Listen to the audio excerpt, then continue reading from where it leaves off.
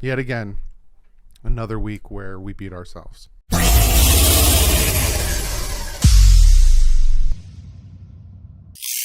What is up, Finn fans? Game's still going on. I ended the stream after the dumb interception. There's about 2:50 left in the game. We're down by 14. They're essentially just chewing the clock up, probably kick another field goal, be down by 17. This game, it's so reminiscent of the Jets game. So reminiscent of the Jets game. Right? Not taking anything away from the Jets, and I'm not taking away anything from the Vikings. They took complete advantage of the Dolphins beating themselves, and they scored when they needed to, and they won the game. Plain and simple, the better team won. Because the Miami Dolphins beat themselves. I'm not even going to go over stats, because who cares about the stats at this point? Kirk Cousins had under 200 yards, but he had 2 touchdowns. We held Delvin Cook to 70 yards. He had that big touchdown run that really helped boost his stats. Justin Jefferson, wide open on some routes, gave up 107 passing yards. And then Skyler goes out. They're not even showing his stats. Skyler goes out with a hand injury. So then Teddy comes in. It's just Skylar Thompson, 7 for 13, 89 yards. And then Teddy Bridgewater, 1 touchdown, 2 interceptions, 235 yards. Raheem Mostert, we stopped running the ball at some point. Tyreek Hill, 11 catches, 163 yards. Jalen Waddle, I'm going to talk about Jalen Waddle. He had one of his worst games of his career. Got it to Orlando Roberts, a sack and a half. Raekwon Davis with a sack. Jalen Phillips with a half a sack. They're punting the ball to the Dolphins now as I'm sitting here. I'm just beyond frustrated with this team right now. The quarterback play was a big part of the problem, right? Skylar Thompson was marching us down the field a few times. He took a sack that knocked us out of field goal range, kind of hurt us. It was 0-0 for a good portion of a quarter and a half. Teddy Bridgewater for most of the game was concrete feet. Was not moving in the pocket. Would spin into sacks, just had no pocket presence whatsoever. Then Nick Needham goes out with an ankle injury. Then Keon Crossan goes out with an injury. So now we're running with Eric Rowe and Noah Igbenogany. Side note, Noah Igbenogany actually had a really good game. He almost had 2 interceptions. I'm very happy with the way Noah played. I'm just beyond frustrated with the offense. And you can tell through your screen here to Jalen Waddle, who's taking it down the field down to about the 34-yard line. There's 2:24 left in the game. And now he hurt his shoulder. Jalen Waddle's now hurt. He's grabbing his shoulder. You can now add him to the injury list. The defense did their job. Plain and simple. The defense did their job in this game. I'll count the 3 and outs. 1, 2, 3, 4, 5, 6, 7, 8, 9. 9 3 and outs before the fumble. 9 3 and outs on the defense. And so the first drive, 3 and out, then the Dolphins offense marches down the field, gets knocked out of field goal range because Skylar Thompson takes a sack. Next play, almost the safety, causes a 3 and out. That next drive, we had the potential to score multiple times. Skylar Thompson got them down to the 3-yard line, brought back. It was false start on Hunt, then eligible receiver downfield on Williams, then holding on Liam Eichenberg, which got us down to the 3-yard line. Then there was a pass interference called on Alec Ingold, and then there's a holding call on Adam Sherfield. 5 penalties on that one drive when we could have scored. So another opportunity down the drain. Then a 3 and out on defense, 3 and out on offense, 3 and out on defense. Then we march down the field. We finally score some points. 3-0. Then the defense gives up a touchdown. Then we march down the field. No face mask call.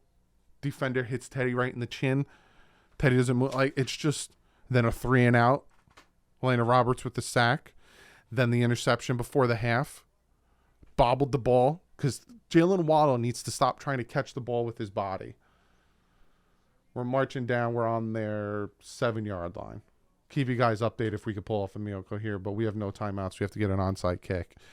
Jalen Waddle bobbles it. He does that thing where he jumps up and he hits it. Ball hits up. Harrison Smith, interception. Then a 3-and-out after the half. Pass, run, and then we try to do a punt fake. Give him the ball back there, and the defense comes out. After we do a horrible punt fake, give him the ball on our side of the field, the defense comes out 3-and-out and knocks him out of field goal range. Teddy looking. I don't even know what he was doing there. Knock him out of field goal range. And then a 3-and-out on offense. No, like Benogany, almost a pick. 3-and-out on defense. 3-and-out on offense. 3-and-out on defense. Gets a sack, Raekwon Davis. It's like so many opportunities for this team to win this game. So many opportunities. And now we got a penalty for an eligible man. Like while I'm recording this, an eligible man downfield. This team was incredibly undisciplined in this game. The amount of penalties that the Miami Dolphins committed. Let me see if I can find it. The amount of penalties. Just ridiculous. Absolutely ridiculous. First downs, Miami Dolphins 22, Minnesota Vikings 11. Time of possession, the Miami Dolphins 34. As of right now, the Minnesota Vikings 23. Total yards, the Miami Dolphins 447, Minnesota Vikings 239. And then Bridgewater just takes a sack. Like, it's ridiculous. Absolutely ridiculous that this team... I'm just so frustrated. It's the Jets game all over again. So many opportunities for the offense to put points on the board, to help out the defense that is helping you out consistently, and you can't do it. Teddy Bridgewater is not it. He holds the ball way too long. He doesn't move in the pocket. The few times he's moved in the pocket, he's made great plays. He's thrown the ball down the field to Tyreek Hill. He's thrown the ball down. Like, when he moves out of the pocket and he doesn't stand there and just wait for the defenders to hit him, he makes the plays. But 9 times out of 10, that man just concrete feet stands in the pocket, and our tackles get pushed into him for a sack. Or he tries to spin out of it and gets hit for a sack. Skylar Thompson was doing really well until he hit his hand on the helmet, had to tape him up. He's out of the game. So now we're going to be sitting here at 3-3. We're going to be, let me look at the scores. I think we're going to be tied with the Patriots. It's just frustrating to me that this team, if it's one side that does well, the other side does bad. It's never a full game here. Yeah, Jets are going to beat the Packers, so they're going to be in second place. They're going to have a game ahead of us. And the Patriots are going to be tied with us. So we're going to be in third place still, but we're going to be tied with the Patriots 3-3. I'm very frustrated because the Dolphins could have won this game, but they did not execute. The quarterbacks lacked execution. The penalties, no turnovers. It's just Jalen Waddle with 2 turnovers because that interception was his fault. And then the fumble when we're marching down the field to potentially take the lead when it was 16-10. I just sucked the air right out of the team. 16-10 and you fumble it. I saw he was pissed. Rightfully so. He should be pissed. But it's just frustrating. I'm very frustrated with this team. Like I said, next week I'm expecting Tua's going to be back. I'm expecting Raheem Mostert. Not Raheem Mostert.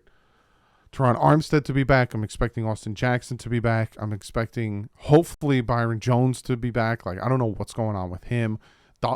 Chris Greer, you want to save your job? You got to make a trade for a corner. Like, I'm watching.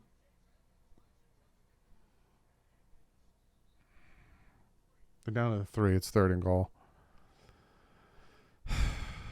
It's just frustrating watching 3 games in a row where the defense does its job and gives the offense an opportunity to either tie the game or take the lead, and the offense can't do it. Yeah, I'm frustrated. But like I said, back to 500. Starting 3-0 was huge for this team. Absolutely huge. It's not even like we got bit by the injury bug. We got absolutely decimated by the injury bug. But starting 3-0 was huge for this team. Gives us the cushion for what we're dealing with now. Get back everyone healthy. You got to stretch with teams that are Steelers. Pickett supposedly has concussion. I don't know if he'll be playing Sunday night. You got the Lions. You got the Bears. You got the Browns. All 4 of these teams aren't playing great. So if we can win these 4 games and go 7-3 into the bye, that'd be huge. Absolutely huge. Because we need it. Because there's a stretch that it's going to be hard. Not as scared as the Green Bay Packers anymore. But that stretch of San Fran, San Diego, LA, and Buffalo is going to be hard. So pull your head out of your butt, Miami. You got a primetime game this upcoming Sunday. Got to win against the Steelers. Tua is going to be back. Hopefully Armstead, Jackson. See if Byron's back. I don't know what's going on with Byron. Hopefully these injuries to Nick Needham and Keon Crossan are in big deals. But yeah, I'm just frustrated. So let's take this day and tomorrow, because I got to do the film breakdown, to just and move on. That's all you can do. 500, 3-3. It sucks. It sucks. But I love you guys. Thank you guys so much for hanging out in the live stream. Thank you guys for hitting that subscribe button and the like button. I appreciate you guys supporting the channel. And I'll see you tomorrow. But like usual, stay classy. Offense up.